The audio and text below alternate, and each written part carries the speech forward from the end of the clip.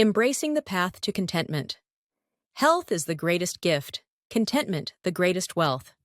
This is a quote from the Buddha.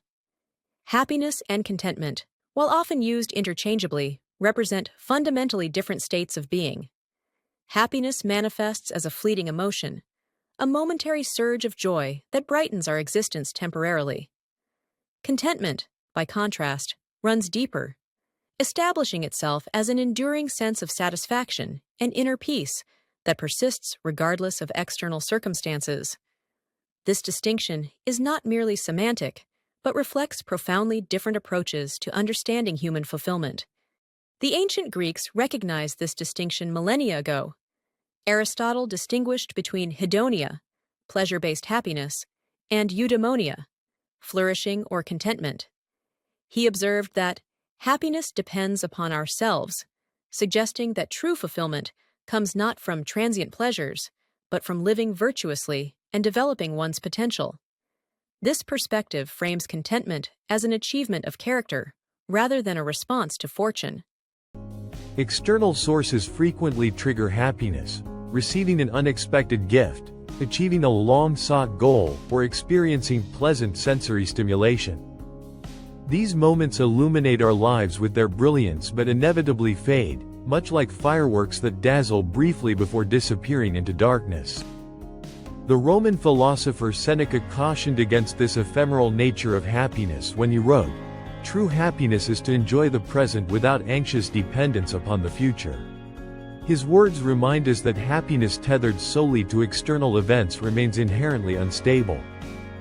Contentment, however, emerges from within, from cultivating gratitude for what we possess, finding meaning in our daily activities, and developing a philosophical perspective that transcends momentary circumstances. The Buddha taught that health is the greatest gift, contentment the greatest wealth. This wisdom suggests that contentment represents a form of abundance that material prosperity cannot replicate. Similarly, the Stoic philosopher Epictetus advised, "Wealth consists not in having great possessions, but in having few wants." Through this lens, contentment becomes not the fulfillment of desires but their thoughtful curation. Consider two individuals facing identical circumstances. One constantly seeks the next source of excitement and stimulation, experiencing intermittent happiness but persistent dissatisfaction. The other cultivates appreciation for present circumstances, finding meaning in ordinary moments, and maintains equilibrium through life's inevitable fluctuations. The latter exemplifies contentment, a state that doesn't depend on fortune's favor but on internal disposition. The Persian poet Rumi captured this distinction beautifully when he wrote, "The art of knowing is knowing what to ignore." Contentment involves precisely this discernment, recognizing which desires merit pursuit and which create unnecessary suffering. Modern psychology confirms this ancient wisdom, with research showing that materialistic pursuits generally fail to yield lasting happiness, while practicing gratitude consistently enhances well-being. As Marcus Aurelius advised, very little is needed to make a happy life. It is all within yourself, in your way of thinking. In contemporary life, this distinction manifests continuously.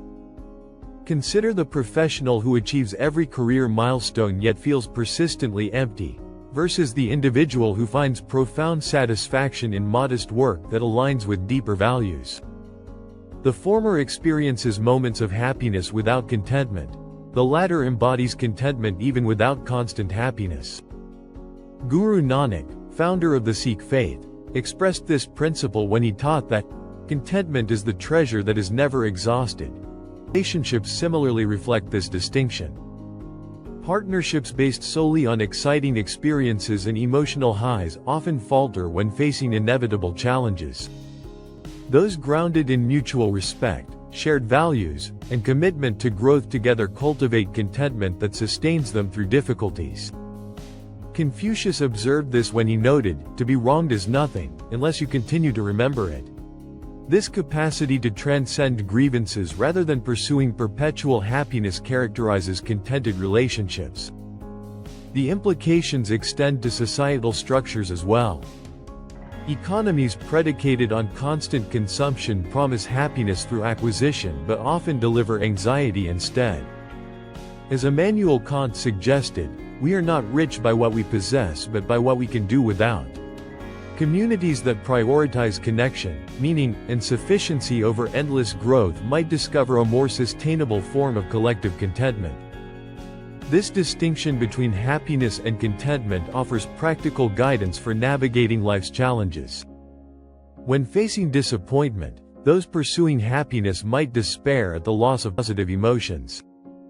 Those cultivating contentment, however, can draw upon internal resources, perspective, meaning, and values to maintain equilibrium. As Viktor Frankl, who endured Nazi concentration camps, observed, "Everything can be taken from a man but one thing. The last of the human freedoms. To choose one's attitude in any given set of circumstances." The Brazilian novelist Paulo Coelho captured this wisdom in noting that happiness is something that multiplies when it is divided. True contentment paradoxically grows through sharing rather than accumulating. Consider the joy that comes from contributing to others' well-being, teaching a skill, offering comfort, or simply providing attentive presence. These acts generate a form of fulfillment that transcends momentary pleasure, creating meaning that sustains us through difficulty. René Descartes, while primarily known for his contributions to philosophy and mathematics, also reflected on human fulfillment when he wrote, "It is not enough to have a good mind. The main thing is to use it well." Contentment arises not merely from possessing advantages but from employing them purposefully. A simple life lived with intention often yields greater satisfaction than abundant resources without direction. Now let's focus on embracing the path to contentment. If these reflections on happiness and contentment have resonated with you, we invite you to consider how they might transform your approach to fulfillment. Rather than seeking endless sources of excitement, perhaps cultivate appreciation for what already enriches your life. Instead of measuring success through external achievements alone, consider how your choices align with deeper values. By sharing these insights with those navigating life's complexities, you participate in a tradition of wisdom that stretches across centuries and cultures. True contentment deserves to be shared, not merely pursued individually, and in sharing this understanding, you contribute to a more thoughtful, resilient community. Together, we can rediscover the profound satisfaction that comes not from chasing happiness, but from cultivating contentment that endures regardless of circumstance.